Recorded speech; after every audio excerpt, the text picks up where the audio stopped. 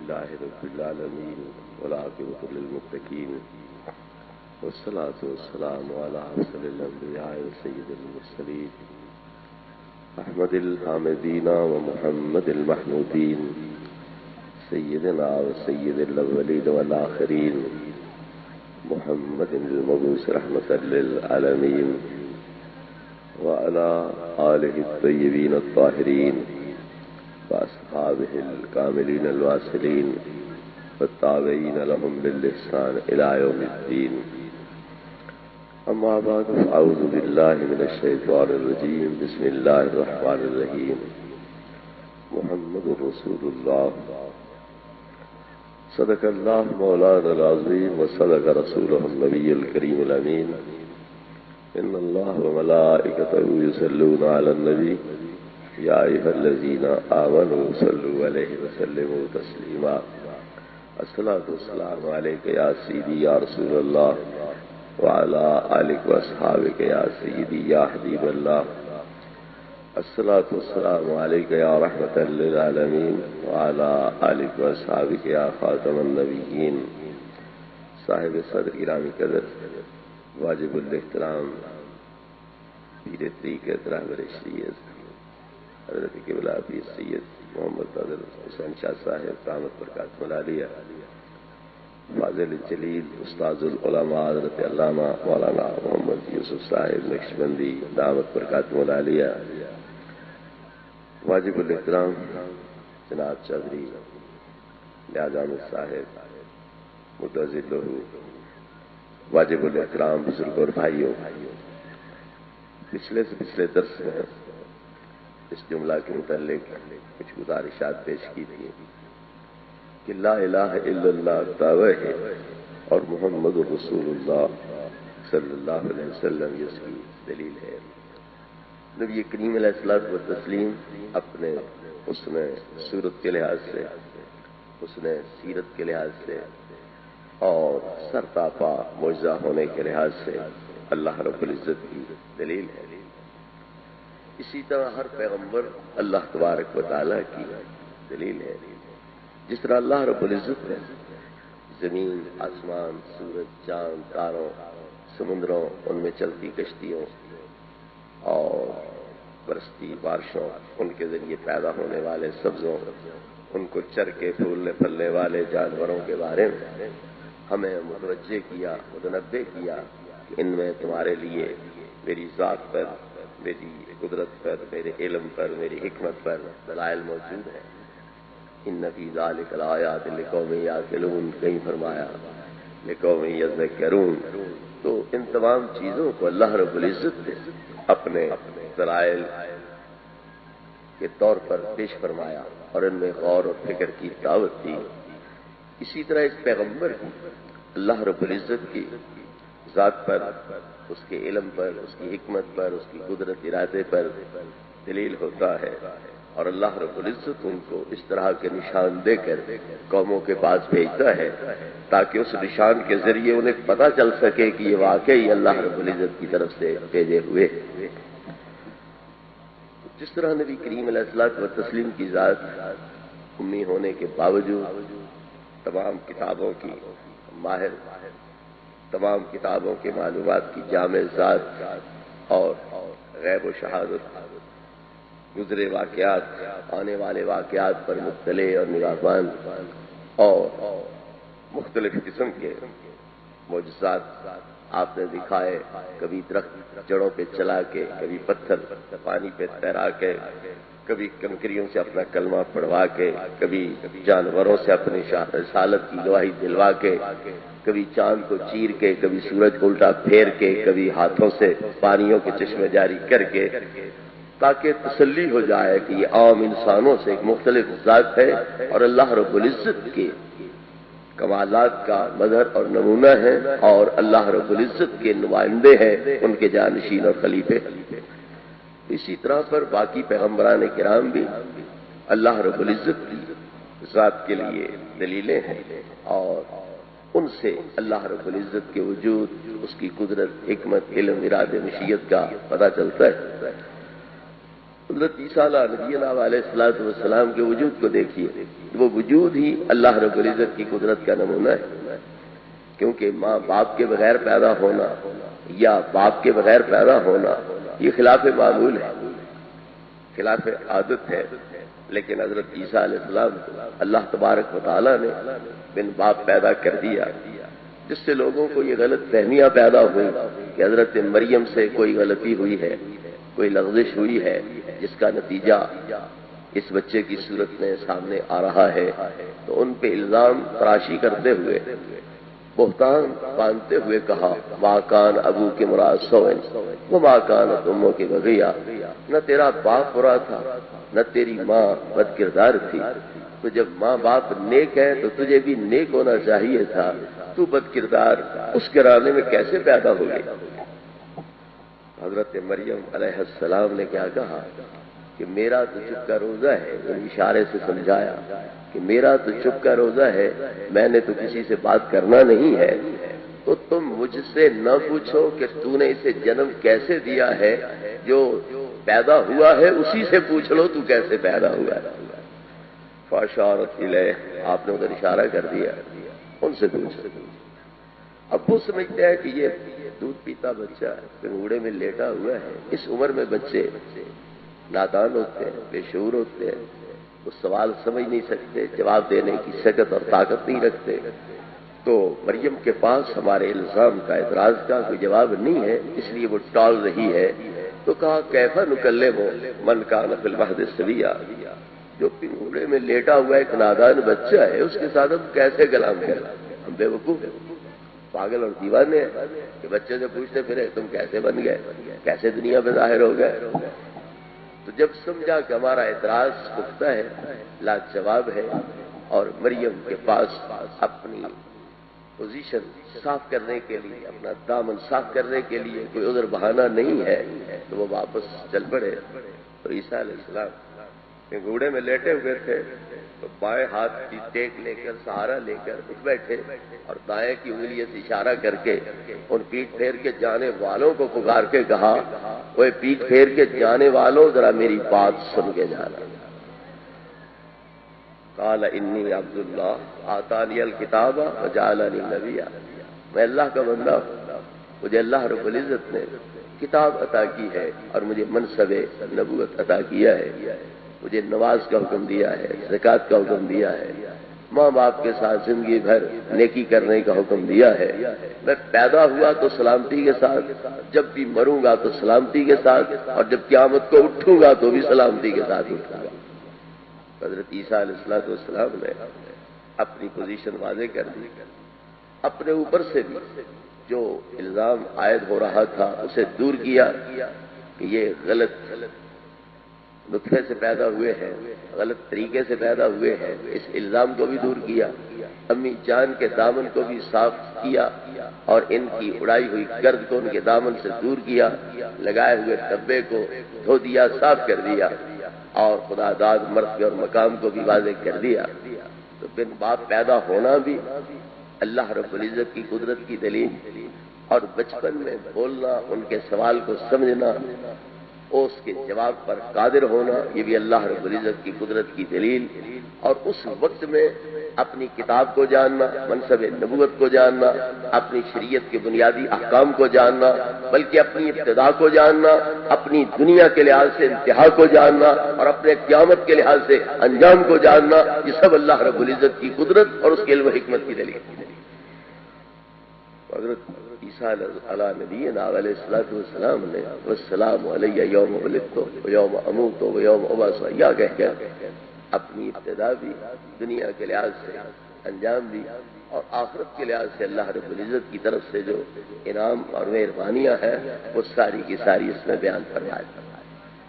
اس کے بعد آپ کا نبوت کا دور آتا ہے تو پھر آپ نے اور زیادہ اللہ رب العزت کی قدرت کا مظہر بن کر اور اس کے کمالات کا نمونہ بن کر لوگوں کے سامنے اپنے آپ کو پیش کیا، اور فرمایا انی اخلق لکم من الطین کحیات الطیر فانفخ فیہ فیکون طیرا باذن اللہ، میں مٹی کا مجسمہ بنا کر پرندے کی شکل پر، اس میں پھونک مارتا وہ اڑتا ہوا پرندہ بن جاتا، لیکن اسے وہ ذاتی کمال نہیں کہہ رہے ہیں، بلکہ فیکون طیرم باذن اللہ، اللہ کے امر سے وہ پرندہ بنتا ہے، یعنی خلق اللہ کی طرف سے ہے اور کسب جو ہے وہ میری طرف سے ہے۔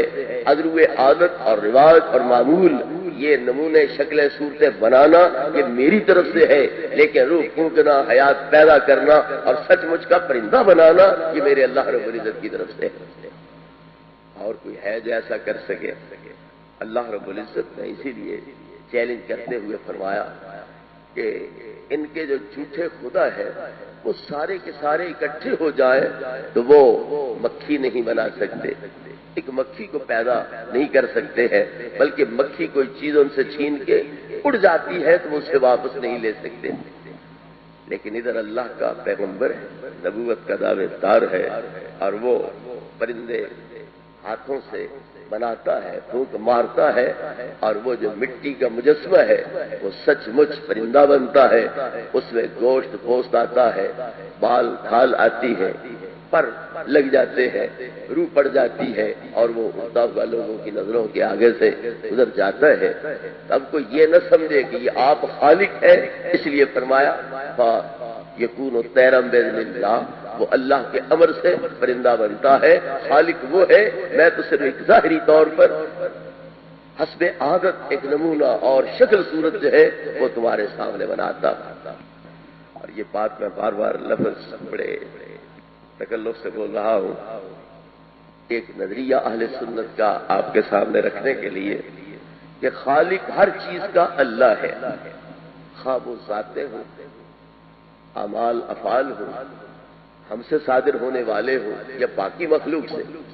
مثلا دن جا رہا ہے، رات آ رہی ہے، تو سورج کا چلنا، گردش کھانا، یا بقول آج کل کے سائنسدانوں کے زمین کا چکر کھانا، مغرب سے مشرق کی طرف گھومنا، بظاہر حرکت زمین کی ہے، یہ حرکت چاند سورج کی ہے، یہ حرکت ستاروں کی ہے، لیکن یہ خود مختار اس میں نہیں ہے، یہ حرکت بظاہر صادر ان سے ہو رہی ہے، لیکن ان کا محرک کوئی اور ہے، ان میں حرکت والے فعل کو پیدا کرنے والی ذات کوئی اور ہے، اور اس نے ان کے حرکات کو اور گردش لیل و نہار کو اپنے وجود اور اپنی ذات اور قدرت پر بطور دلیل پیش فرمایا۔ تو ہم سے جو افعال صادر ہوتے ہیں کیا ہمارا کوئی ان میں دخل ہے یا نہیں ہے؟ پیغمبروں سے جو معجزات ظاہر ہوتے ہیں، اولیاء کرام سے جو کرامات ظاہر ہوتے ہیں، یعنی عادت کے مطابق، معمول کے مطابق جو کام سرزد ہوتے ہیں، یا خلاف عادت خلاف معمول، خرق عادت اور اعجاز کے طور پر جو امور صادر ہوتے ہیں، بندے کا ان میں کوئی دخل ہے یا نہیں ہے، یہ ایک اختلافی صورت ہے۔ اس لیے میں ذرا بچ کے محتاط انداز میں یہ لفظ استعمال کر رہا ہوں۔ تو اہل سنت کا مذہب اس میں کیا ہے؟ کسب بندے کی طرف سے ہے، خلق اور ایجاد اللہ کی طرف سے ہے۔ اہل سنت کے مقابل دو فریق اور ہیں، ایک فریق کہتا ہے بندہ اپنے افعال کا خالق خود ہے، حتیٰ کہ وہ کہتے ہیں کہ بندہ کافر ہونا چاہے، اللہ اسے مومن بنانا چاہے تو اس بندے کی منشا پوری ہوگی، اللہ کی منشا پوری نہیں ہوگی۔ یہ معتزلہ ہے، قدریہ ہے، جن کا عقیدہ یہ ہے کہ بندہ اپنے افعال کا خالق خود ہے۔ دوسری طرف وہ فرقہ ہے جو انتہائی تفرید کا شکار ہے، وہ کہتے ہیں کہ بندہ مجبور محض ہے، بے دست و پا ہے، اور یہ اس طرح ہے جس طرح قلم کاتب کے ہاتھ میں ہوتی ہے یا مردہ نہلانے والے کے ہاتھ میں ہوتا ہے۔ کاتب جس طرح چاہے قلم کو چلائے، قلم کا کیا اختیار ہے؟ نہلانے والا مردے کو جس پہلو پہ لٹائے، مردے کا کیا اختیار ہے؟ تو بندہ بھی اسی طرح مجبور محض ہے۔ اور آج کل یہ ایک ایسا فرقہ ہے جن کے تبلیغ کا بنیادی اصول ہی کیا ہے؟ اللہ سے سب کچھ ہونے کا یقین اور مخلوق سے کچھ بھی نہ ہونے کا یقین۔ یہ دو یقین ان کے مسلک کی بنیاد ہے، اور اسی پر وہ لوگوں کو دعوت دیتے ہیں کہ اللہ سے سب کچھ ہونے کا یقین اور مخلوق سے کچھ بھی نہ ہونے کا یقین۔ حالانکہ اہل سنت کا مذہب کیا ہے؟ للعباد افعال اختیاریت یصابون علیہا او یعاقبون علیہا، بندوں سے صادر ہونے والے افعال اختیاری ہی ہے. جو اچھے ہوں اس پر انہیں ثواب ملے گا، برے ہوں تو اس پر ان کو عذاب ہوگا. اور ہم سورہ فاتحہ کی جب تلاوت کرتے ہیں تو اللہ کے حضور دعویٰ کر رہے ہوتے ہیں ایاک نعبد، ہم تیری ہی عبادت کرتے ہیں. اگر ہمارا فعل ہے ہی کوئی نہ، اس فعل میں ہمارا کسی طرح خلق و ایجاد کے لحاظ سے یا کسب اکتساب کے لحاظ سے کوئی دخل نہیں ہے تو ہم نعبد کیوں کہتے ہیں کہ ہم تیری عبادت کرتے ہیں. اس سے پتہ چلا کہ ہمارا دخل ان اعمال میں افعال میں ہے. لیکن اگر مستقل ہوتے تو وَإِيَّاكَ نَسْتَعِينُ کیوں کہتے کہ اے خدائے بزرگ و برتر ہم تجھ سے توفیق طلب کرتے ہیں، تجھ سے مدد طلب کرتے ہیں. تو پتہ چلا اعمال ہم سے صادر ہو رہے ہیں عادت کے تحت، معمول کے تحت. ہم میں اللہ نے ایک طاقت رکھی ہے، اس سے یہ افعال صادر ہوتے رہتے ہیں. لیکن جب وہ چاہتا ہے اپنی الوہیت والی پاور استعمال کر دے تو پھر ہم بے بس ہو جاتے ہیں. اللہ کی قدرت کا ہماری یہ جو ناقص قدرت ہے یہ مقابلہ نہیں کر سکتی. پھر وہی ہوتا ہے جو اللہ رب العزت چاہتا ہے. حضرت ابراہیم علیہ السلام کو جلانے کے لیے نمرودیوں نے کتنا جتن کیا. مربع میل کے اندر تنور بنایا، اسے لکڑیوں سے بھرا، اس میں آگ بھڑکائی، اور جب وہ آگ اس طرح دیکھ رہی تھی کہ اس کے اوپر سے کوئی پرندہ پر مارتے ہوئے گزر نہیں سکتا تھا تو منجنیق کے ذریعے دور سے ابراہیم علیہ السلام کو اندر پھینکا انہوں نے. یہ کسب ہے ان کو قتل کرنے کے لیے، ان کو صفحہ ہستی سے مٹانے کے لیے، ان کا نام و نشان ختم کرنے کے لیے. یہ ایک ترکیب ہے، ایک منصوبہ ہے، ایک ان کی کوشش ہے، سعی ہے. لیکن اللہ رب العزت کو منظور ہوتا تو آپ جلتے. اللہ کو منظور نہیں تھا تو آگ کو فرما دیا یا نار کونی بردم و سلام علی ابراہیم، اے آگ ٹھنڈی ہو جا ابراہیم علیہ السلام پر اور سلامتی بن جا. وہ نار گلزار بن گئی، بے اثر ہو گئی، اور ابراہیم علیہ السلام و تسلیم کا بال بھی ٹیڑھا نہ ہو سکا. تو کسی کو مارنے کے لیے، ہلاک کرنے کے لیے، صفحہ ہستی سے مٹانے کے لیے یہ ایک طریقہ ہے، تدبیر ہے. کتنے بندے جل جاتے ہیں، ان کی ہڈیاں بھی کوئلہ بن جاتی ہے. تو معمول یہی ہے کہ جو آگ میں جائے آگ اسے جلا دیتی ہے. لیکن جب اللہ چاہتا ہے ان اسباب میں یہ تاثیر پیدا کرنا بھی اسی کا کام ہے. تو چاہے تو یہ طاقت دے دے جلانے کی، چاہے تو یہ طاقت لے لے جلانے کی، یہ اللہ رب العزت کے ہاتھ میں ہے. تو خلق موت کی اللہ تعالیٰ کی طرف سے ہے اور کسب موت کا جو ہے وہ بندے کی طرف سے ہے. کوئی گولی مارتا ہے بندہ مر جاتا ہے، کوئی تلوار کا وار کرتا ہے بندہ مر جاتا ہے. موت اللہ نے پیدا کی ہے، یہ موت میں سبب ہے، یہ قاصب ہے، اور حقیقی مارنے والا وہ اللہ رب العزت ہے. تو یہ جو حقیقت ہے کسی کو زندہ کرنا، کسی کو مارنا، تو اس طرح کے افعال یہ اللہ تعالیٰ کی مخلوق ہے اور بندے کا اس میں سببیت کی حد تک دخل ہوتا ہے. آپ کو اللہ نے آنکھ دی ہے، آپ اس کے ساتھ دیکھتے رہتے ہو. جب چاہا آنکھ کھول لی، سامنے کی چیز دیکھ لی، جب نہ دیکھنا چاہا بند کر لی. مرد آ رہے ہیں آنکھ کھول کے دیکھ سکتے ہو، غیر محرم عورتیں آ رہی ہے اللہ نے تمہیں طاقت دی، آنکھ بند کر سکتے ہو، نیچی کر لیتے ہو، نہیں دیکھتے ہو نہیں. لیکن جب اللہ رب العزت چاہتا ہے تو یہ آنکھیں بے اثر ہو جاتی ہیں، نہیں دیکھ سکتی. جس طرح بدر کے میدان میں 313 مسلمان ہیں، 1000 کافر ہیں. مومن جب انہیں دیکھتے ہیں تو اپنے سے کم نظر آتے ہیں، اور کافر جب مومنوں کو دیکھتے ہیں تو اپنے سے دگنا انہیں نظر آتے ہیں. تو 313 کو اللہ نے انہیں 2000 بنا کے دکھلا دیا، اور مومنین کو کافر 1000 جو ہے وہ 313 سے بھی کم کر کے دکھلا دیا. کبھی سرے سے دیکھنے ہی نہیں دیتا. جس طرح ابو لہب کی بیوی ام جمیل وہ پتھر لے کر سورہ تبت یدا کے نزول کے بعد حضور کی طرف دوڑی کہ میں ان کو ماروں اور ان سے بدلہ لوں. انہوں نے ہماری مذمت کی ہے، ہماری گستاخی کی ہے. حضرت صدیق اکبر رضی اللہ عنہ عرض کرتے ہیں یا رسول اللہ آپ اٹھ جائیے، ذرا اوٹ میں ہو جائیے، کہ غصے سے لال پیلی ہو کے آ رہی ہے، کہیں تکلیف نہ پہنچائے. اور وہ دیکھے گی تو تکلیف پہنچائے گی، جب دیکھے گی نہیں تکلیف کیسے پہنچائے گی. اب آنکھیں اس کی ٹھیک ہے، کوئی بیماری تو نہیں ہے، لیکن اللہ رب العزت نے جب نہیں دیکھنے دیا ہے نہیں دیکھ سکتی. بہرحال ایک طے شدہ بات یہ ہے کہ یہ اسباب ہے اور یہ جہان اسباب کے تحت چل رہا ہے، لیکن مؤثر حقیقی ہے تو اللہ رب العزت کی پاور ہے۔ اسی لیے علی قاری علیہ رحمت فرماتے ہیں کہ لل ماؤ یروی ولل خبز یشبے ولل نار تحرق الا بامر اللہ، نہ پانی سیراب کر سکتا ہے، نہ روٹی سیر کر سکتی ہے، نہ آگ جلا سکتی ہے جب تک کہ اللہ کا امر نہیں ہوتا۔ اسی طرح ہمارے باقی اعضاء کا معاملہ ہوا، کان سنتے ہیں، آنکھ دیکھتی ہے، ہاتھ پکڑتے ہیں، پاؤں چلتے ہیں، جب اللہ رب العزت کی طرف سے اذن نہیں ہوتا، ہاتھ پکڑ نہیں سکتا، پاؤں چل نہیں سکتا، زبان بول نہیں سکتی، آنکھ دیکھ نہیں سکتی، کان سن نہیں سکتا، تو یہ اسباب ہے۔ تو حضرت عیسیٰ علیہ السلام نے اپنے اس منصب کو واضح کیا کہ اس پرندے کی شکل بنانا، مٹی کا مواد جمع کرنا، اس کو پرندے کی شکل میں ڈھلنے کے قابل بنانا، پھر اس میں یہ نمونہ پیدا کرنا، یہ میرا کام ہے، پھونک مارنا میرا کام ہے، اور یہ سب کچھ سبب ہے، مؤثر حقیقی ہے تو اللہ رب العزت ہے، خلق اس کی طرف سے ہے، کسب جو ہے وہ میری طرف سے ہے۔ اسی طرح فرمایا وہ ابرئ الاکمہ والابرص واحیی الموتیٰ باذن اللہ، میں مادر ذات اندھوں کو روشن آنکھیں دیتا ہوں، برس کے داغوں کو دور کرتا ہوں، مردوں کو اللہ کے امر سے زندہ کرتا ہوں۔ اس سے بھی اہل سنت کا مذہب واضح ہو گیا کہ حضرت عیسیٰ علیہ السلام کا دخل نہیں ہے، تو کیوں فرماتے ہیں میں اندھوں کو روشن آنکھیں دیتا ہوں، میں کوڑیوں کے کوڑ دور کرتا ہوں، میں مردوں کو زندہ کرتا ہوں، میں مٹی کے مجسمے بناتا ہوں؟ تو اگر دخل نہیں تھا آپ کا تو اپنی طرف نسبت کیوں فرمائی ہے؟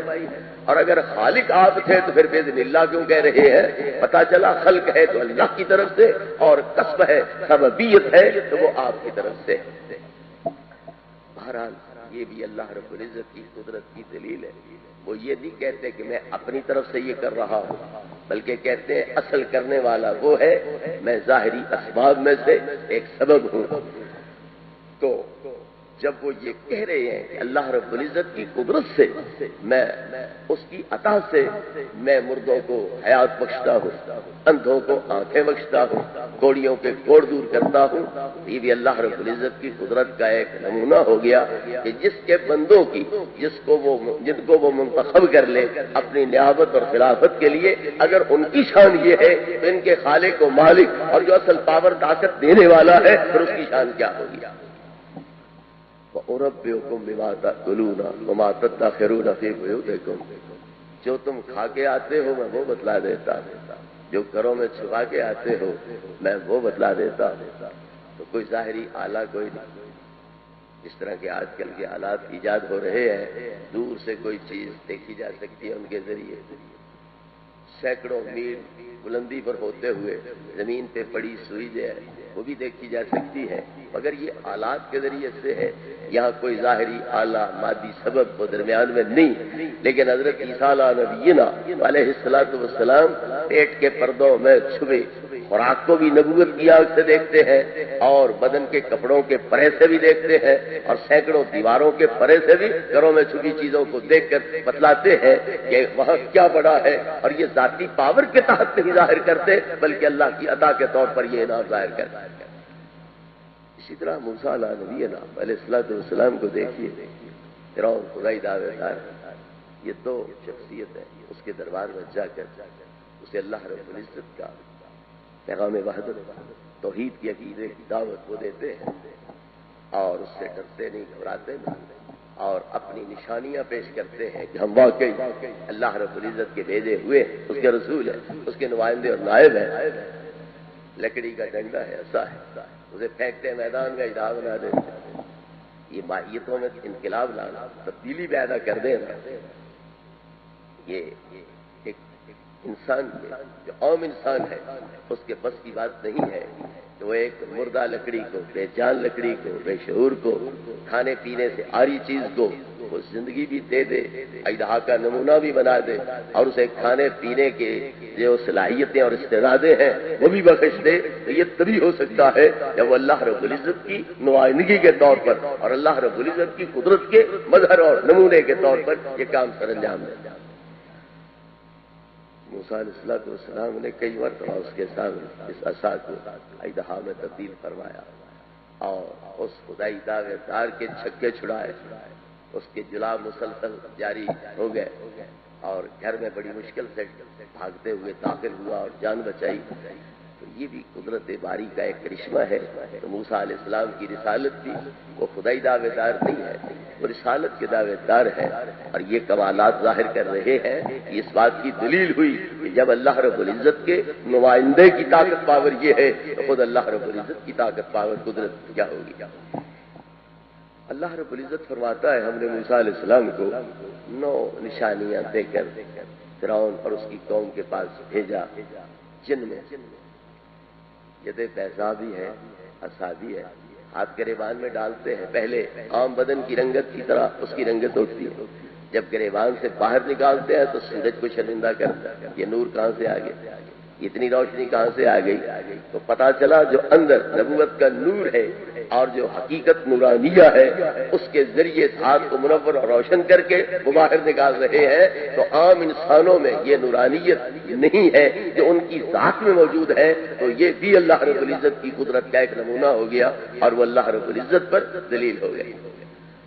اسی طرح طوفان ان کے دور میں آیا، بنی اسرائیل کا اور فرعونی کا گھر اکٹھا ہے، قبطی کا گھر اکٹھا ہے، قبطی کا گھر پانی سے بھرا ہوا ہے، بنی اسرائیل کا گھر خالی ہے، ان کے منہ تک پانی پہنچا ہوا ہے، نہ بیٹھ سکتے ہیں نہ لیٹ سکتے ہیں، کھڑے کھڑے عاجز آ گئے، زچ ہو گئے۔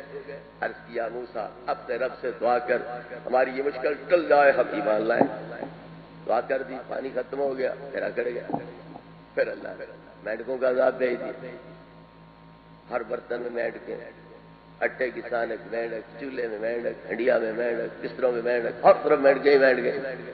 اس سے جب سے عاجز ہوئے، دعا کرو یہ مصیبت چلے، ہم ایمان لائیں گے۔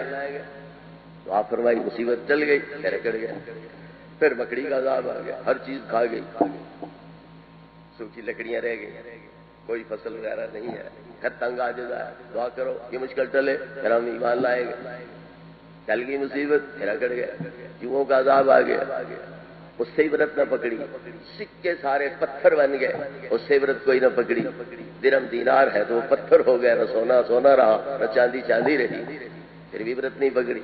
بالآخر موسیٰ علیہ السلام جانے لگے تو فرعون 16 لاکھ کا لشکر لے کر پیچھے دوڑا، ان کو پکڑنے کے لیے آپ نے عصا سمندر میں پھینکا، 12 رستے خشک پیدا ہو گئے، پانی منجمد ہو گیا کہ اپنی قوم کو لے کے پار نکل گئے۔ کیا ان حقائق سے یہ بات واضح نہیں ہوتی؟ یہ بندہ اپنی ذاتی پاور سے یہ کرشمے نہیں سر انجام دے رہا، بلکہ ہر بار کہہ رہا ہے، ہر لمحے کہہ رہا ہے، ہر قدم پہ کہہ رہا ہے کہ میرے اللہ رب العزت کی بخشی ہوئی طاقت ہے۔ تو پھر ماننا پڑے گا کہ موسیٰ کلیم علیہ الصلوۃ والتسلیم بھی اللہ رب العزت کی قدرت کی دلیل، اس کے علم، اس کی حکمت کی دلیل ہے۔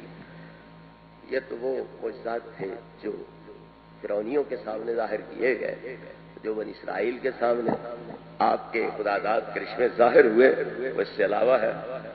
انہیں پیاس درپیش ہے تو پتھر پاس ہے، اس پہ ڈنڈا مارتے ہیں، عصا مارتے ہیں، 12 چشمے پیدا ہو جاتے ہیں۔ ہر قبیلے کا جدھر ڈیرا ہے ایک ایک نالا ان کی طرف چلا جاتا ہے اور ان کو سیراب کر دیتے ہیں، پھر ڈنڈا مارتے ہیں تو پتھر بند ہو جاتے ہیں۔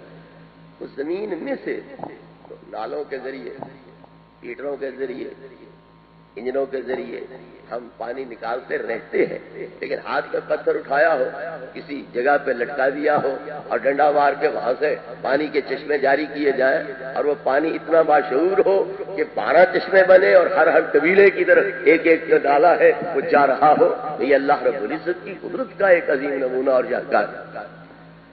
اب ان کو بھوک لگتی ہے، مسافر ہے، 6 لاکھ کی نفری ہے، کہاں سے وہ روٹیاں منگوائیں، سالن کس ہوٹل سے منگوائیں، آپ تیار کریں تو کیسے، جب کہ سفر کی حالت میں ہے۔ اللہ رب العزت نے من و سلوہ کے ساتھ ان کی مہمانی فرمائی۔ یہ بھی اللہ تعالیٰ کی قدرت کی دلیل ہے کہ جنگل، بیابان، ویرانہ، صحرائے سینائی جسے آج کل کہتے ہیں، یہی میدان تی تھا جس میں وہ بھٹکتے رہ گئے، تو ان کے لیے یہ سامان کھانے پینے کا ہوتا رہا۔ جن کپڑوں میں مصر سے نکلے تھے 40 سال تک نہ وہ اللہ نے میلے ہونے دیے نہ وہ سیدھا ہونے دیے، انہی کپڑوں کے اندر وہ 40 سال تک رہے ہیں۔ رات کو تاریکیاں دور کرنے کے لیے روشنی کے مینار نازل ہو جاتے، پورے علاقے کو روشن کر دیتے، اور دن کو دھوپ سے بچانے کے لیے اللہ رب العزت بادلوں کی چھاؤں مہیا کر دیتا۔ اس طرح اللہ تبارک و تعالیٰ نے اپنے اس بندہ محبوب اور اپنے اس رسول کی خاطر بنی اسرائیل پہ یہ انعام نازل کیے اور اپنی قدرت کے دلائل قائم کیے۔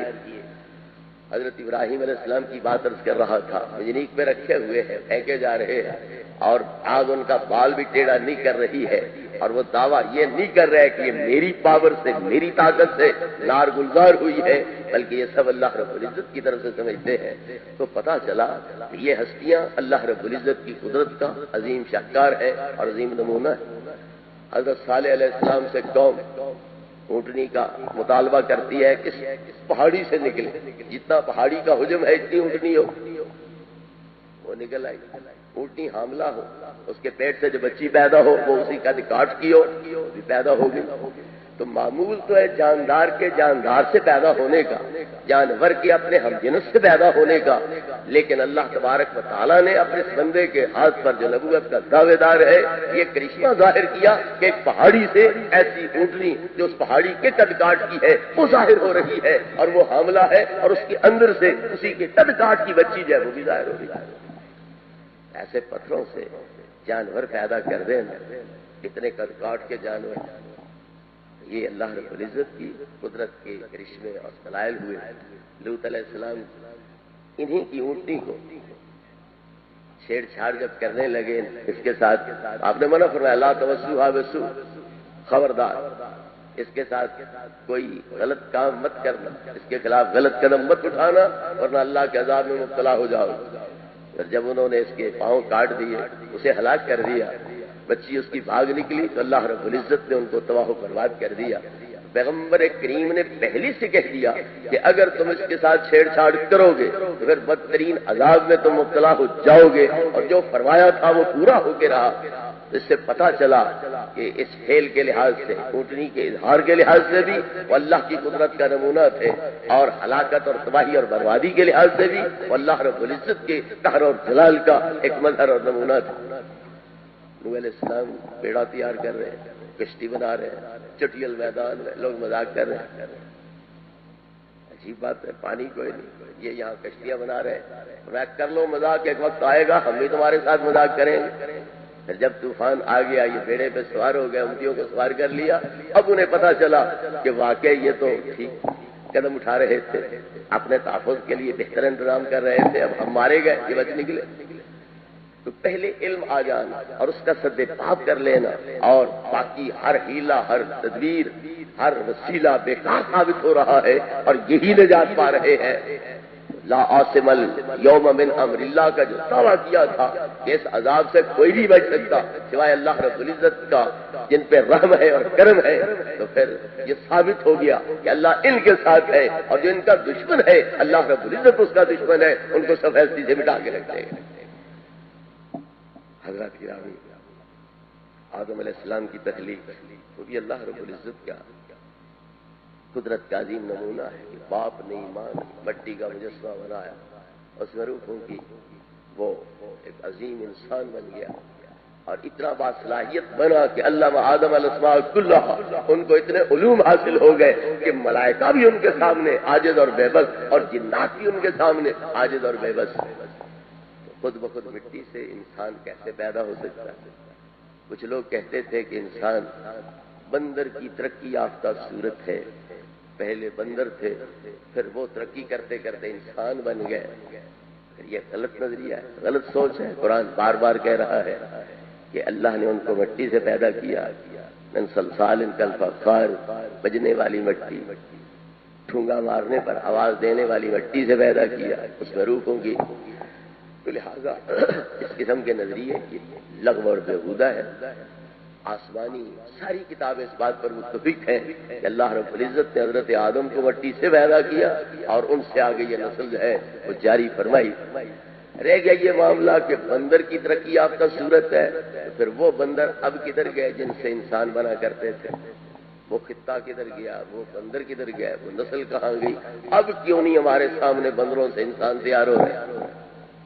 لہذا یہ غلط اور بے بنیاد نظریہ ہے. اصل اللہ رب العزت کا جو فرمان ہے وہی برحق ہے، اور جن کی زبان سے یہ فرمان اللہ رب العزت کا ہم تک پہنچا ہے وہ اپنے ان معجزات کے ذریعے، اپنے ان خوارق کے آداب کے ذریعے ایسی مسلمہ ہستیاں ہیں کہ جن کی زبان سے غلط بات نکل ہی نہیں سکتی، اور ان کا عمل، ان کی سیرت کردار، یہ ان کی سچائی اور ان کی حقانیت کے گواہ ہے اور شاہد. آدم علیہ السلام کو پیدا کر کے کتنے علوم عطا کر دینا یکدم. ہم ایک بولی جانتے ہیں تو اس کے ذریعے دوسری زبان سیکھتے ہیں. اردو کے ذریعے انگریزی سیکھی، پنجابی کے ذریعے اردو سیکھی، فارسی اردو کے ذریعے سیکھی، عربی اردو وغیرہ پنجابی کے ذریعے سیکھی. تو ایک بولی کے ذریعے دوسری بولی کا علم آتا ہے. لیکن آدم علیہ السلام کو اللہ رب العزت نے پیدا ہی کیا ہے تو تمام علوم کا جامع بنا دیا ہے. ساری بولیاں بھی یکدم آ گئی اور ان کے جو مدلولات ہیں ان کی سمجھ بھی یکدم آ گئی. یک وقت پتا چلا کہ لفظ کیا کیا ہے، ان کے معنی کیا کیا ہے، اور ان چیزوں کے جن کے یہ نام ہیں ان کے فائدے اور خاصیات کیا ہیں. یہ تمام تر ہستیاں اللہ رب العزت کی قدرت کا نمونہ ہے. اور باقی پیغمبران کرام معجزے لے کر کے آئے، لیکن ہمارے آقا و مولا صلی اللہ علیہ وسلم وہ سراپا معجزہ بن کے آئے. اس لیے اللہ تبارک و تعالیٰ نے فرمایا یا ایھا الناس قد جاءکم برہان من ربکم، تمہارے پاس تمہارے رب کی طرف سے سراپا برہان، سراپا دلیل جو ہے وہ تشریف لائے.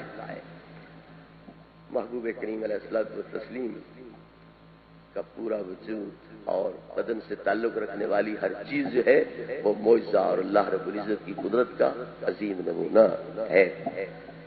حضرت خالد بن ولید رضی اللہ تعالیٰ عنہ کی شجاعت، بہادری وہ تو مسلم حقیقت ہے، لیکن ایک جنگ میں آپ کی ٹوپی گر گئی، آپ نے تلوار روک لی اور ٹوپی پہلے اٹھائی. اس دوران جب آپ کا دباؤ ختم ہوا، تلوار چلنا بند ہوئی تو کئی مسلمان شہید ہو گئے. تو کمانڈر نے اعتراض کیا کہ خالد کیا ضرورت تھی، ایک درم بھر کی ٹوپی تھی، ضائع ہو جاتی تو کیا تھا، یہ مسلمان تمہارے اس ہاتھ روکنے سے شہید ہو گئے.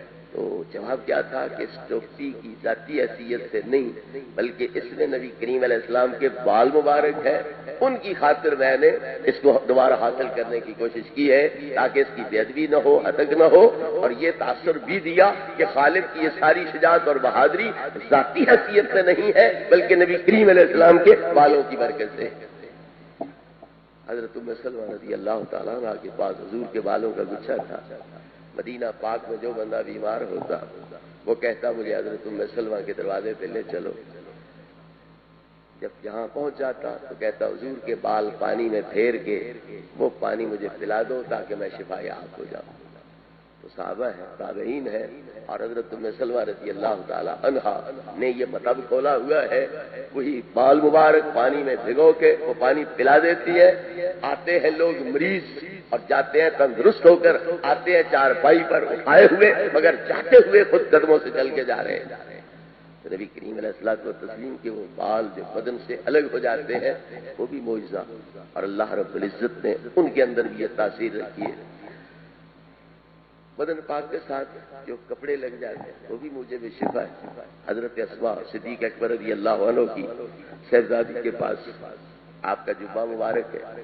جو بندہ مدینے میں مریض ہوتا ہے وہ حاضر ہوتا ہے کہ اس جبے کی ایک جانب ایک کنارہ پانی میں ڈبو کے نچوڑ کے وہ مجھے پلا دو.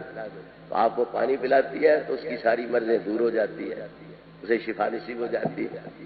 تو آپ کے بدن سے مس ہونے والے سوتی کپڑے، آپ کے بدن سے کٹ جانے والے الگ ہو جانے والے بال وہ بھی ذریعہ شفا بن رہے. لعاب منہ کا فضلہ ہوتا ہے، ایک زائد مادہ ہوتا ہے، اسے تھوک کے پھینک کے پھر دوبارہ کوئی چاٹ نہیں سکتا. لیکن نبی کریم علیہ السلام کا یہی لعاب کہیں کھاری کنویں کو میٹھا بنا رہا ہے، کہیں بیمار آنکھوں کو شفا یاب کر رہا ہے، اور کہیں اندھی آنکھوں کو روشن کر رہا ہے، اور کہیں چار بندے کے اٹے کو ہزاروں کے اوپر پورا کر رہا ہے، کہیں چار بندے کے سالن کو ہزاروں کے لیے پورا کر رہا ہے. جس کے بدن مبارک سے نکلنے والے زائد مادے کی شان یہ ہے، ان کے اصلی اجزائے بدن جو ہے ان کی شان کیا ہوگی. حضرت علی مرتضیٰ شیر خدا رضی اللہ عنہ کی آنکھیں بیمار ہیں. خیبر کے فتح کے لیے آپ نے اعلان آج کر دیا، لَأُعْطِيَنَّ الرَّایَةَ غَدًا رَجُلًا يُحِبُّ اللَّهَ وَرَسُولَهُ وَيُحِبُّهُ اللَّهُ وَرَسُولُهُ وَيَفْتَحُ اللَّهُ عَلَىٰ يَدَيْهِ۔ کل میں جھنڈا اس شخص کو دوں گا جو اللہ رسول کا محب بھی ہوگا، اللہ رسول کا محبوب بھی ہوگا، اور اللہ اس کے ہاتھ پر فتح عطا فرمائے گا۔ لوگ کہتے ہیں نبی کل کی بات نہیں جانتا، نبی نے کل کی بات جتلا بھی دی ہے، صرف جانتے ہی نہیں تھے، آگے جتلا بھی دی ہے کہ کل میں جھنڈا اس شخص کو دوں گا جس کے ہاتھ پر اللہ یہ قلعہ فتح کرا دے گا۔ پھر فتح ہوا یا نہ ہوا، تو کل کی بات نبی پاک جانتے بھی ہیں اور لوگوں کو جتلا بھی دی گئی ہے کہ کل یہ قلعہ فتح ہو جائے گا اور اس بندے کے ہاتھ پر فتح ہوگا جس کے ہاتھ میں جھنڈا دوں گا۔ صبح ہوئی، رات صحابہ انتظار میں کہ کون خوش قسمت ہے جسے یہ تمغے مل رہے ہیں، فاتح خیبر والے، محب اللہ محب الرسول والے، محبوب اللہ محبوب الرسول والے تمغے مل رہے ہیں، وہ کون خوش قسمت ہے۔ صبح ہی تو آپ فرماتے ہیں کہاں ہے علی ابن ابی طالب؟ حضور ان کی تو آنکھیں دکھتی ہیں، وہ ارمت آنکھوں سے پانی بہ رہا ہے، وہ آنکھیں کھول نہیں سکتے، اپنے پاؤں کی پشت دیکھ نہیں سکتے، قدم رکھنے کی جگہ دیکھ نہیں سکتے، وہ جنگ کیسے لڑ سکیں؟ انہیں کیا نظر آئے گا؟ تیر کدھر سے آ رہا ہے، تلوار کا وار کدھر سے ہو رہا ہے، نیزہ کون چلا رہا ہے، وہ دفاع کس طرح کریں گے جب اپنا دفاع ہی نہیں کر سکیں گے؟ بتائیں آپ کیسے ہو سکتے ہیں؟ دشمن پہ غلبہ کیسے پا سکتے ہیں؟ تو سرکار کا جواب کیا تھا؟ یہاں لانا تمہارا کام ہے، ان کی آنکھوں کا علاج میرا کام ہے۔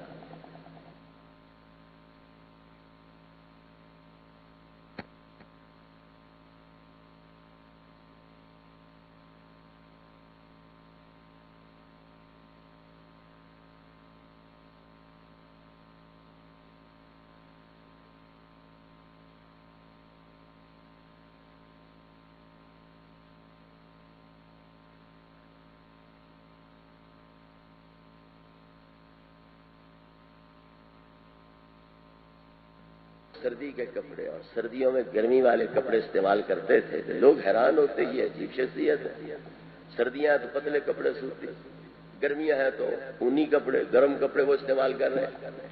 اسی موقع پر نبی کریم علیہ الصلوۃ والتسلیم نے یہاں آنکھوں کا علاج کیا، لعاب دہن ڈال کے، ساتھ ہی عرض کیا اللہ سے، اللہم کہل الحر والکر، اے اللہ اسے گرمی سے بھی بچا، سردی سے بھی بچا۔ جب لوگ گرمی سے تڑپ رہے ہوتے تھے اور وہ جان سے بیزار ہوتے تھے، حضرت علی کے لیے قدرتی ایئر کنڈیشن کا انتظام ہوتا، جہاں بھی جاتے ٹھنڈک ساتھ چلی جاتے، اور سردیاں ہوتی تو پھر گرمیاں آپ کو پہنچ جاتی، ہیٹر ساتھ چل رہے ہوتے، آپ کے لیے ہوا گرم ہوتی، ماحول میں تبش ہوتی، آس پاس لوگ ٹھٹر رہے ہوتے، سردی محسوس کرتے، تو آنکھیں بھی ہمیشہ کے لیے ٹھیک فرما دی اور سردی گرمی کی تکلیف سے بھی ان کو ہمیشہ کے لیے بچا دیا۔ لوگ سردی سے ٹھٹرے، انہیں گرمی لگتی ہے، لوگوں کو گرمی لگتی ہے اور وہ پسینہ پسینہ ہوتے ہیں، آپ کے لیے ٹھنڈک کا سامان۔ حضرت قتادہ کی آنکھ کو تیر لگا، باہر آ گئی، آنکھ مر گئی، بے نور ہو گئی، یا رسول اللہ میری آنکھ ٹھیک کر دو۔ اور آج جسے اللہ کی راہ میں تکلیف پہنچے صبر کرے، اللہ اسے جنت دیتا ہے، تم صبر کرو جنت لو۔ حضور صرف دانا رہ کے جنتی بن سکتا اور کوئی صورت نہیں۔ کلمہ تمہارا پڑھا، نمازیں تمہارے پیچھے پڑھتے ہیں، روزے رکھتے ہیں، جہاد کرتے ہیں، اب بھی جنت نہیں ملتی، صرف تانا رہ کے ملے گی۔ جب بیوی تانا دے گی، سالیاں تانا دیں گی، باقی عورتیں لوگ مہربانی کرو، میری آنکھ کا بھی انتظام کرو اور میری جنتی ہونے کے لیے دعا بھی فرماؤ۔ نبی کریم علیہ السلام نے کیا فرمایا؟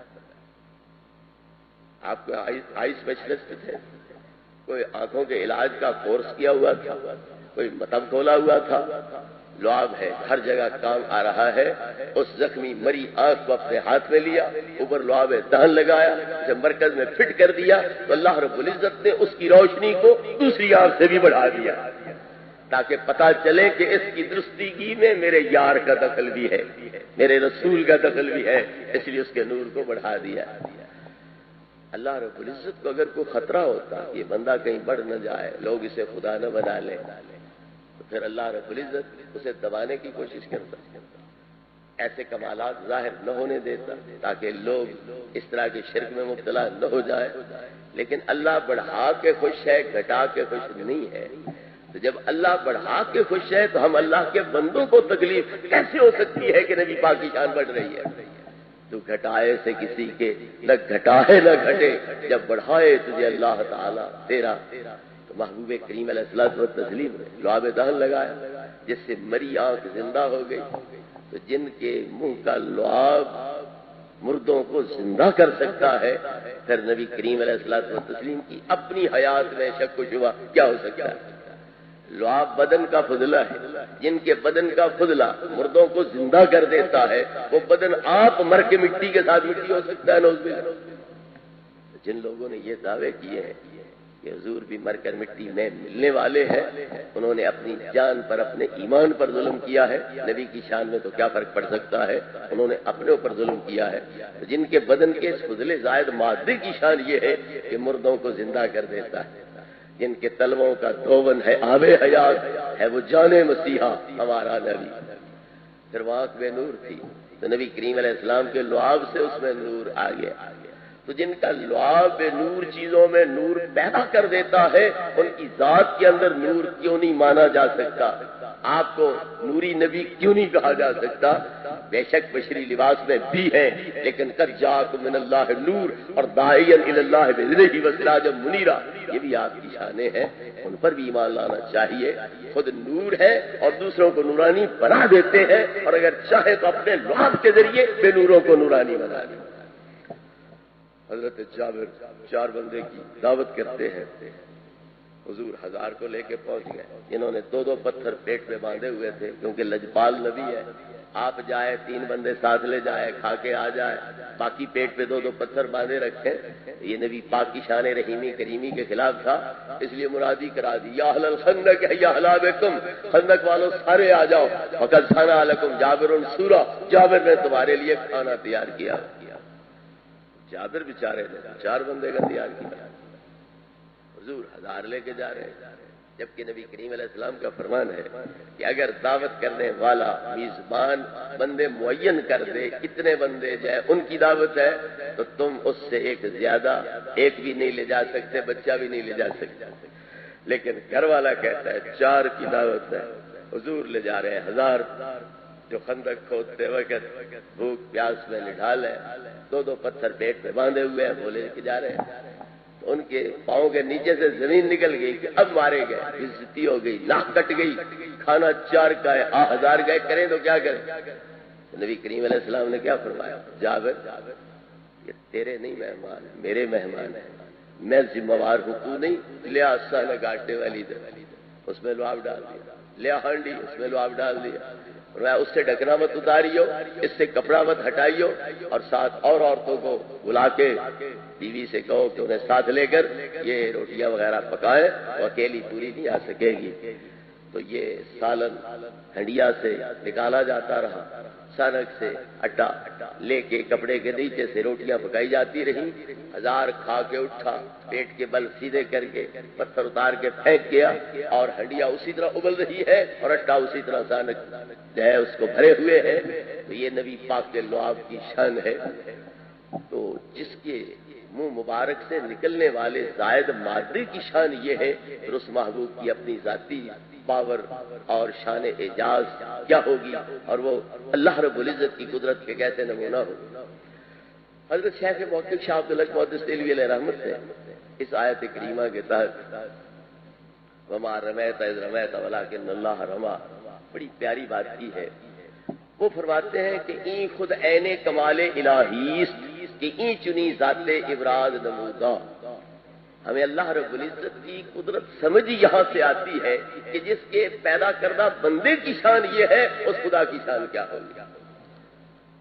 مٹھی بھر مٹی ہے، وہ 1000 کافر کی طرف پھینک رہے ہیں، ہر کافر کی آنکھوں میں پہنچ رہی ہے، وہ اندھا ہو رہا ہے، بددل ہو رہا ہے، بزدل ہو رہا ہے، میدان جنگ چھوڑ کے بھاگ رہا ہے، 70 قتل ہو گئے، 70 قید ہو گئے، باقی ساز و سامان چھوڑ کے بھاگ نکلے وہاں سے، اور صحابہ جا رہے تھے تو پیدل تھے، بلکہ پاؤں میں جوتے تک نہیں تھے، بدن پہ کپڑے پورے نہیں تھے، ہتھیار نہیں تھے، اور واپس جا رہے ہیں تو 2 اونٹ بھی ہیں، جوتے بھی، کپڑے بھی، کھانے پینے کا سامان بھی واپس لے کے جا رہے ہیں۔ تو جن کی ہاتھ مبارک سے، مٹھی مبارک سے نکلنے والی اتنی سی مٹی کی طاقت پاور یہ ہو، تاثیر یہ ہو، یہ اللہ رب العزت کی قدرت کی عظیم دلیل ہے کہ مٹھی بھر مٹی نے 1000 کافر کو بددل بھی کیا، بزدل بھی کیا، میدان سے بھگایا بھی صحیح، اور مومنین کو فتح و نصرت کے ساتھ ہمکنار بھی فرما دیا۔ حنین کے موقع پر جبکہ صحابہ کی تعداد بذات خود کثیر تھی، لیکن جو نئے نئے مکے والے نوجوان مسلمان ہوئے تھے وہ آگے آ گئے اپنی پچھلی غلطیوں کا کفارہ دینے کے لیے کہ ہم اسلام کے خلاف لڑتے رہے، اب ہم اسلام کے لیے لڑیں گے، اپنی جانیں قربان کریں گے۔ لیکن تجربہ بھی زیادہ نہیں تھا، یار بھی پورے نہیں تھے۔ اوازن قبیلے کا جو تیر بھی آتا وہ نشانے پہ لگتا، تو وہ پہلی سب جو ان جوانوں کی تھی، ناخیزوں کی، نا تجربہ کاروں کی، وہ تتر بتر ہوئی، تو پچھلی صفوں میں بھی بگدڑ مچی۔ نبی کریم علیہ الصلوۃ والتسلیم خچر پہ سوار تھے، آپ اترے، مٹھی بھر مٹی لی اور ان کافروں کی طرف پھینکی اور فرمایا شاہت الوجوہ، ان کے چہرے بدصورت ہوں اور یہ ذلیل ہوں اور ہوں۔ تو پھر ان کی تیزیاں ختم ہونے لگیں، وہ پسپائی پہ مجبور ہو گئے، حتیٰ کہ مسلمانوں کو اللہ نے فتح سے ہمکنار کر دیا۔ تو مٹھی بھر مٹی سے اس طرح کافروں کو، دباؤ کو ختم کرنا، ان کو بزدل بنانا، ان کے حوصلے ختم کرنا، ان کے حوصلے پست کرنا اور شکست خوردہ مسلمانوں کو فتح سے ہمکنار کر دینا، یہ نبی پاک صلی اللہ علیہ وسلم کی قدرت ہے۔ اس سے پتہ چلتا ہے کہ جس خدا کے بندے کی شان یہ ہے، اس خدا کی شان کیا ہوگی۔ اور مجھ سے بہتر حضور کی بلا صاحب دامت برکاتہ العالیہ جانتے ہیں، مکتوبات شریف میں حضور مجدد الفسانی رضی اللہ عنہ فرماتے ہیں، من رب تبارک و تعالی را عظامی شناسم کے رب محمد، میں اللہ رب العزت کو اس لحاظ سے پہچانتا ہوں کہ وہ میرے نبی کا خدا ہے، کہ جب اتنی بڑی ہستی جو ہے، اتنی طاقتوں کی مالک، قدرتوں کی مالک، اتنے معجزات کی مالک، وہ کہتی ہے میں بندہ ہوں، وہ میرا الہ ہے، وہ میرا رب ہے، مالک و خالق ہے، وہ موتی ہے، تو مجھے تب پتہ چلتا ہے کہ واقعی وہ خدا ہے کہ ایسی ذات کہہ رہی ہے تمام تر کمالات کے باوجود، قدرتوں طاقتوں کے باوجود کہ میں تو بندہ ہوں، میں تو اس کے در کا سوالی ہوں، وہ دیتا جا رہا ہے، میں آگے تقسیم کرتا جا رہا ہوں۔ تو میں اس سے سمجھتا ہوں کہ واقعی وہ رب ہے، کہ ایسے بندے بھی کہہ رہے ہیں کہ وہ ہمارا رب ہے، تو ہمیں بھی ماننا چاہیے کہ وہ ہمارا رب۔ باقی لفظ محمد کی بحث، اس میں جو معارف ہے، جو حکمت ہے آپ کو محمد کا نام دینے کی، اور احمد بھی ہے آپ، محمد بھی ہے، احمد کس طرح ہے، محمد کس طرح ہے، اور رسالت کی ضرورت کیا ہے، رسول کی حقیقت کیا ہے، وہ انشاءاللہ اگلے درس میں عرض کی جائے گی۔ اب آپ کے ارشادات کے جواب کی کوشش کرتے ہیں۔ حضور نے فرمایا کل جھنڈا اس کے ہاتھ میں دوں گا جو اللہ کا پیارا ہوگا، تو کیا دوسرے صحابہ کرام اللہ کو اتنے پیارے نہ تھے؟ انا ماں کلمہ حسر یہاں ہوتا تو پھر آپ کو شبہ بھی پڑ سکتا تھا، جب وہ لفظ یہاں نہیں ہے تو پھر شبہ پڑھ کے ہوں گے آپ۔ کل میں جھنڈا اسے دوں گا جو اللہ رسول کا محب بھی ہوگا، محبوب بھی ہوگا، اس میں دوسروں کی نفی کیسے ہوگی؟ محمد رسول اللہ، محمد اللہ کے رسول ہیں، یہاں بھی تو تم کہہ سکتے ہو باقی 313 رسول کوئی نہیں، پھر کیا قرآن نے غلط کہا؟ حسر کا لفظ ہو تو آپ شبہ کر سکتے ہیں، جب حسر کا لفظ ہی نہیں ہے پھر یہ شبہ آپ کو کیسے پیدا ہوا؟ دوسرے بھی محب بھی ہیں، محبوب بھی ہیں۔ اللہ رب العزت فرماتا ہے فَسَوْفَ يَأْتِ اللَّهُ بِقَوْمٍ يُحِبُّهُمْ وَيُحِبُّونَهُ، اگر تم بدل جاؤ، مرتد ہو جاؤ، تو اللہ تم پر ایک ایسی قوم کو مسلط کرے گا جو اللہ کے محب بھی ہوں گے، اللہ کے محبوب بھی ہوں گے۔ اذلۃ علی المؤمنین عزۃ علی الکافرین، وہ مومنوں کے حق میں نرم و گداز ہوں گے، کافروں کے حق میں انتہائی سخت ہوں گے اور اللہ کے قہر اور غضب کا نمونہ ہوں گے۔ یہ کون سے لوگ ہیں؟ حضرت صدیق اکبر اور ان کے ہمنوا جو مرتدوں کے خلاف کارروائیاں کرتے رہے ہیں، اللہ رب العزت نے یہ ان سب کی شان بیان فرمائی، جس میں مولا مرتضیٰ بھی ہے، حضرت عثمان بھی ہے، حضرت فاروق اعظم بھی ہے، حضرت صدیق ان کے قائد ہیں، باقی مہاجرین انصار صحابہ کرام وہ سارے کے سارے اس میں داخل ہیں۔ لہذا کسی ایک موقع پر کسی کو یہ کہنا کہ وہ اللہ رسول کا محب بھی ہے، محبوب بھی ہے، اس کا یہ مطلب نہیں کہ دوسروں کے محب ہونے کی نفی ہوگی اس میں۔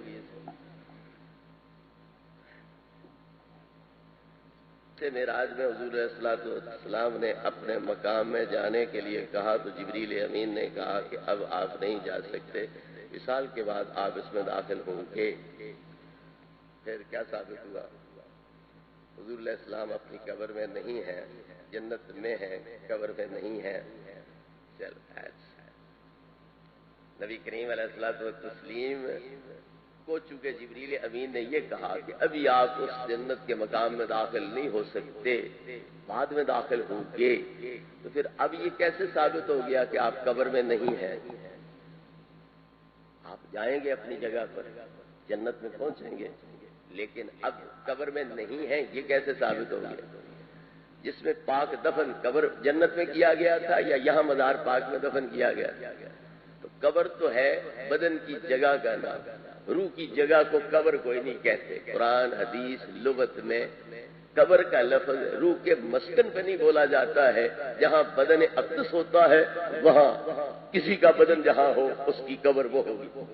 نبی کریم علیہ الصلوۃ والتسلیم فرماتے ہیں کن تو نہیتکم عن زیارت القبور الا فزوروها فانها تذکر الموت. میں نے تمہیں قبروں کی زیارت سے منع کیا تھا، اب میں تمہیں چھٹی دے رہا ہوں کہ قبروں کی زیارت کیا کرو کیونکہ اس سے موت یاد آتی.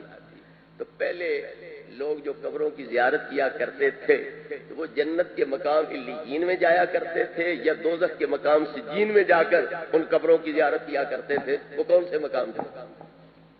یہی جو زمین کے اندر گڑا ہے جس میں مومن یا کافر کو رکھا جاتا ہے، یہی قبر ہے. لوگ زیارت کرتے تھے تو انہی قبروں کی کرتے تھے، نہ علیین میں جاتے تھے نہ سجین میں جاتے تھے.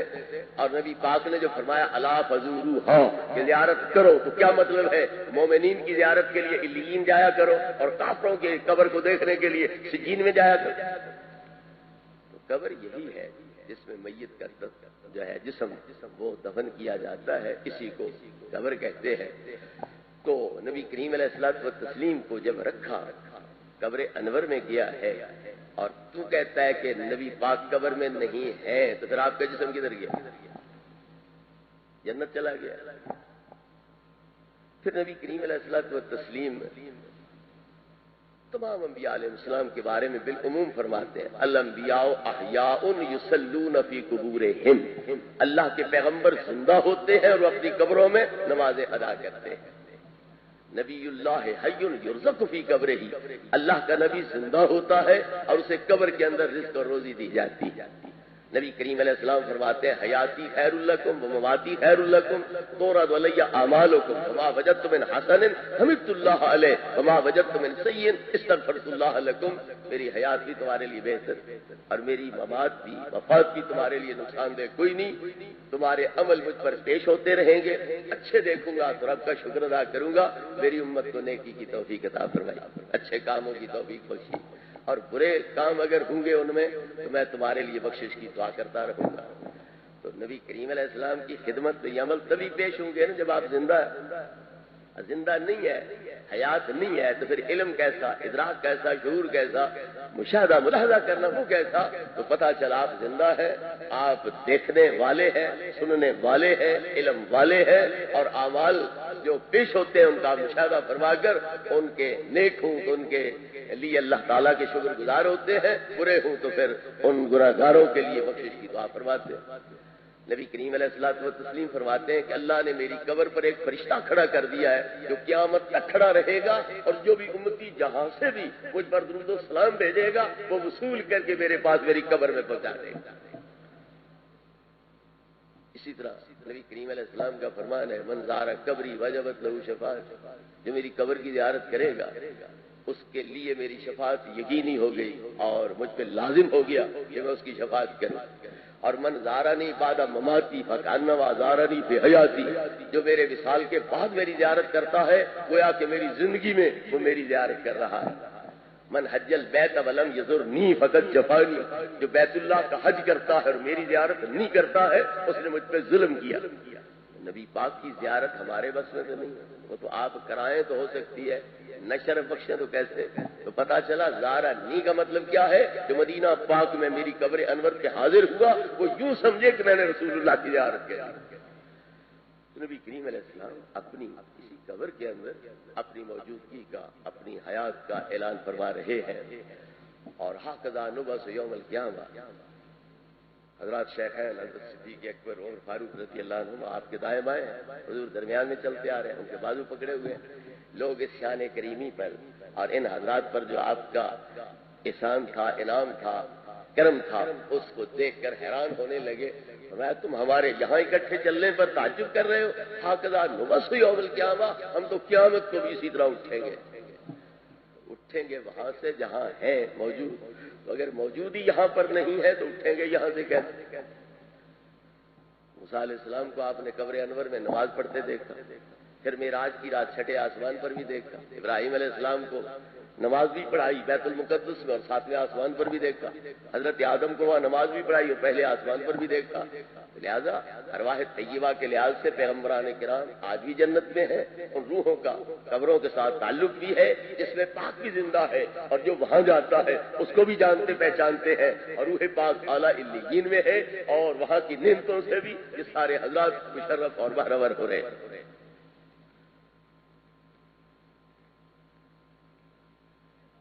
السلام کا ایک مرتبہ قریش کے ایک مجمع میں سورہ نجم کی آیت تلاوت فرمائی، تو اس وقت شیطان نے آپ کے دل میں یہ بات ڈال دی تھی کہ اغرانی کلا وان شفاعتہن لترتجا۔ اس سے ثابت ہوا کہ شیطان حضور کو وسواس ڈال سکتا ہے، اور اس سے حضور صلی اللہ علیہ وسلم کا علم غیب ثابت نہیں ہوتا۔ شیطان نے نبی کریم علیہ السلام میں تصرف کیا ہو اور آپ کی زبان مبارک سے ان بتوں کی یہ تعریفات نکلی ہوں، یہ کسی ملحد بے دین زندیق کی روایت ہو سکتی ہے، کسی مسلمان کی اور نبی پاک کے مقام سے واقف آدمی کی یہ روایت یا یہ نظریہ ہو ہی نہیں سکتا۔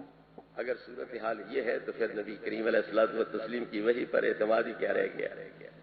الا من ارتضى من رسول فانه يسلك من بين يديه ومن خلفه رصدا۔ اللہ رب العزت جسے رسول بناتا ہے اس کے آگے پیچھے فرشتوں کا پہرا لگا دیتا ہے، اس لیے ایسے وسوسے وغیرہ وہاں نہیں پائے جا سکتے۔ اور یہ جو روایت جناب نے لکھی ہے، اس کا یہ مطلب جنہوں نے گھڑی ہے ان کا بھی یہ مطلب نہیں تھا جو آپ نے سمجھ لیا ہے۔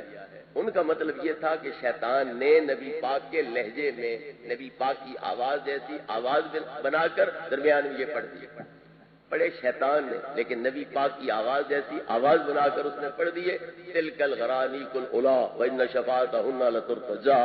یہ شیطان نے آپ کی آوازیں میں آوازہ ملا کے آپ جیسی آواز نکال کے ان آیتوں میں سے شامل کرنے کی کوشش کی۔ یہ نہیں مطلب کہ نبی کریم علیہ الصلوۃ والتسلیم کی زبان پر یہ الفاظ جاری ہوئے، نعوذ باللہ، یہ کفر ہے، اور کوئی نبی پیدا ہوتے ہی کافر نہیں ہو سکتا، چاہے کہ دوران نبوت اس سے کوئی اس طرح کا کفریہ کلمہ صادر ہو سکتا۔ اللہ رب العزت کافروں کو متنبہ کر رہا ہے، ما ضل صاحبکم وما غوی، جو ہستی بچپن سے تمہارے درمیان رہی ہے وہ آج تک بھٹکی نہیں ہے، گمراہ نہیں ہوئے ہیں۔ نبی کریم علیہ الصلوۃ والتسلیم نبوت سے پہلے تو گمراہی سے پاک رہے، اور نبوت کے دوران نعوذ باللہ گمراہی والے کلمات آپ کی زبان پر جاری ہو جائے، یہ کیسے ممکن ہے؟ لہذا اس روایت کے بارے میں یہ اکابر کی تصریح ہے، یہ وضع زنادقہ ہے، یہ ملحد بے دین اور اسلام کے دشمن لوگوں کی گھڑی ہوئی یہ روایت ہے، اس کا حقیقت سے کوئی تعلق نہیں۔ اب اس بے بنیاد چیز پر جو محل آپ تیار کرنا چاہتے ہیں اس کی حیثیت بھی خود دیکھ لیں کہ وہ کیا ہے۔ علم غیب کوئی نہیں، علم غیب کے لیے تو نے بنیاد کیا مہیا کی ہے؟ یہ روایت، اور وہ بے دینوں کی گھڑی ہوئی ہے۔ تو پھر بے دینوں کے نظریے کے مطابق بے شک آپ کو علم غیب کوئی نہیں، پر دینداروں کا نظریہ تو اس سے نہ ثابت ہوا۔ پہلے کوئی بے دین بنے، زندیق بنے، ملحد بنے، اس روایت کو مانے، پھر اس پر یہ تفریح مترتب کرے کہ نبی کو علم غیب کوئی نہیں، پھر تو کوئی بات ہوگی۔ جب وہ ملحد نہیں، زندیق نہیں، پکا مومن ہے اور نبی کو گمراہ نہیں سمجھ سکتا، وما ينطق عن الهوى ان هو الا وحی یوحی، اس آیت کو نہیں جھٹلا سکتا، نبی پاک کی زبان سے نکلنے والی ہر بات کو برحق سمجھتا ہے، اس کے نظریہ پر علم غیب کی نفی کیسے ثابت ہوگا؟ ایک صحابی حضرت عبداللہ ابن عمرو بن عاص رضی اللہ تعالیٰ عنہ حضور کی بارگاہ میں بیٹھ کر حدیثیں لکھتے رہتے تھے۔ لوگوں نے کہا کبھی آپ ناراض ہوتے ہیں، کبھی آپ مذاق کر رہے ہوتے ہیں، تو ہر چیز لکھتا چلا جاتا ہے، ہر بات نہیں لکھنی چاہیے۔ انہوں نے لکھنا بند کر دیا۔ نبی کریم علیہ الصلوۃ والتسلیم نے پوچھا کیا بات ہے، کیوں نہیں لکھتا؟ حضور یہ وجہ ہے کبھی آپ خوش ہوتے ہو، ہنسی میں ایک بات کرتے ہو، خوشنبی کے طور پر کرتے ہو، کبھی آپ ناراض ہوتے ہو، جلال میں ہوتے ہو، آپ نے زبان مبارک پکڑ کے فرمایا لکھ، اس زبان سے جو بھی نکلتا ہے پر حق نکلتا ہے، نہ حق کبھی بھی نہیں نکل سکتا۔ لہذا یہ روایت بے بنیاد ہے، کوئی مسلمان اس روایت کو قطعاً تسلیم کر ہی نہیں سکتا۔ حضرت عیسیٰ مردوں کو فرماتے کم باذن اللہ، جبکہ حضور غوث پاک کم باذن اللہ اور کبھی کم باذن نہیں فرماتے، یہ کیوں؟ پہلی چیز تو یہ ہے کم باذن اللہ یا کم باذنی کا فرق کوئی نہیں، باذنی کہیں تو بھی باذن اللہ ہے، باذن اللہ کہیں تو بھی باذنی ہے۔ کیوں؟ یہ مقام ملتا ہی اس وقت ہے جب فنائے صفات یا فنائے ذات حاصل ہوتی ہے۔ جب تک بندہ فنا کا مقام اور بقا کا مقام حاصل نہیں کر لیتا ہے، اس وقت تک یہ مقام کم کہنے کا مقام اسے حاصل نہیں ہوتا۔ تو نوافل کی وجہ سے صفاتی فنا اور بقا حاصل ہوتی ہے، اور فرائض کی وجہ سے ذاتی فنا، ذاتی بقا جو ہے وہ حاصل ہوتی ہے۔ تو فنائے صفات جب حاصل ہوتی ہے، پھر بندے کی حالت اس طرح ہوتی ہے جس طرح کوئی استغراق کی حالت میں ہو، مستی کی حالت میں ہو۔ تو اس دور میں یہ جو ان الحق کے لفظ نکل گئے، یہ ما فی جبتی الا اللہ، ما فی جنبیہ الا اللہ، اور لوائی اعظم من کل لوائن، اس طرح کے الفاظ ان کی زبان سے جاری ہوتے ہیں، کیونکہ یہ ایک شکر کی حالت ہوتی ہے، یہ استغراق کی حالت، مدہوشی حالت اسے کہہ لو۔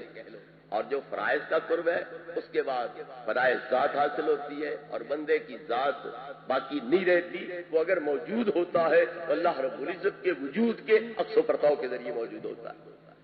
تو جب بندہ اس مقام پہ ہوتا ہے تو وہ الوہیت اور ابدیت والے مقاموں کو باہم جدا جدا سمجھتا ہے، اس وقت وہ باذن اللہ کہتا ہے۔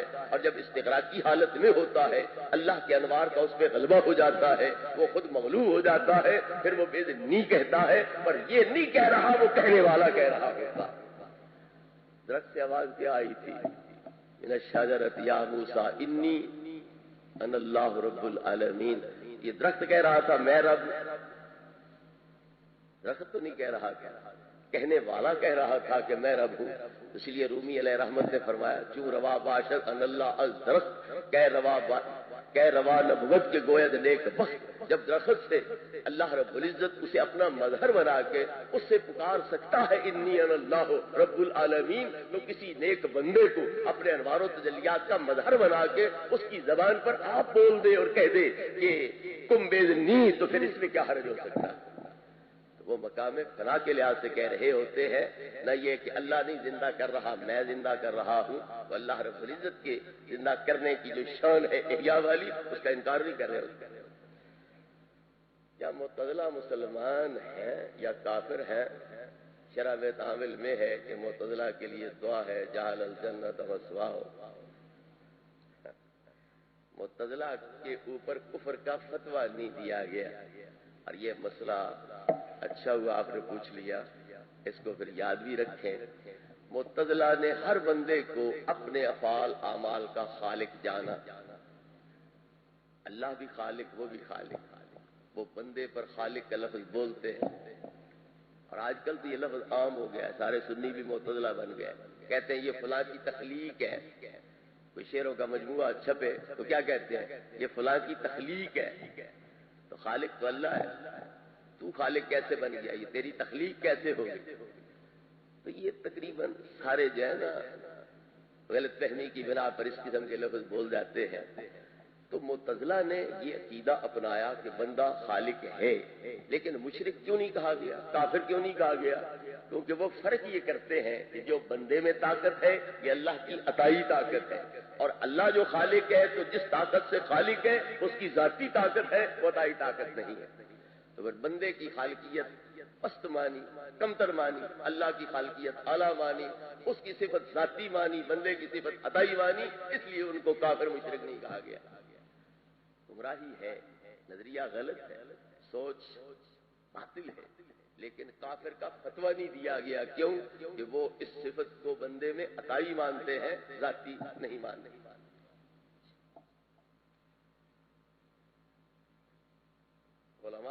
فرماتے ہیں کہ روح نبی صلی اللہ علیہ وسلم کو حاضر ناظر جان ہے، مگر سوال یہ ہے کہ سلام تو علی نبی ہے نہ کہ علی روح ہے. روح نبی کا جو ہے وہ نبی نہیں ہوتا. کیا خیال ہے؟ السلام علیکہ ایھا النبی کہا جاتا ہے، ٹھیک ہے.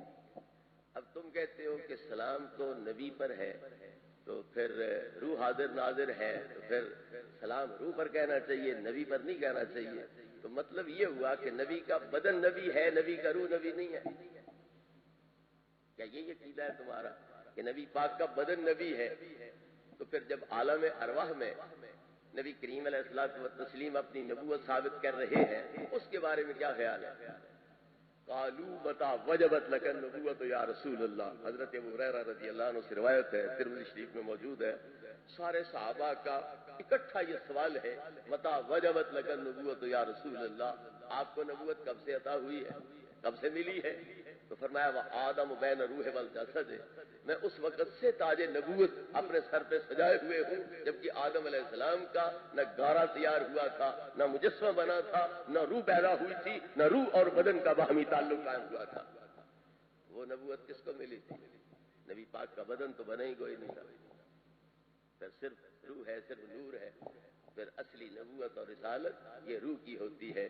بدن تو اس روح کے لیے ایک لباس ہوتا ہے. آپ مومن ہیں تو جس طرح آپ کا بدن مومن ہے، روح بھی مومن ہے، بلکہ اصلی مومن روح ہے، بدن اس کے تو ہے مومن سمجھا جائے گا. اسی طرح جو نبی ہے اصل اس کی روح نبی ہے اور بدن کو اس کے واسطے سے نبی سمجھا جائے گا. نبی پر وفات آ گئی تو کیا نبوت پر بھی وفات آ گئی؟ اگر بدن نبی ہے پھر بدن پر تو وفات آ گئی، تو کیا نبی کی نبوت پر بھی وفات آ گئی؟ وہ بھی ختم ہو گئی. پتا چلا کہ روح باقی ہے اور اس روح کا بدن سے تعلق بھی باقی ہے، ان کے ابدان میں حیات بھی باقی ہے، لہذا پیغمبر کے جسم میں بھی نبوت باقی ہے، پیغمبر کی روح اور حقیقت کے اندر بھی نبوت باقی ہے.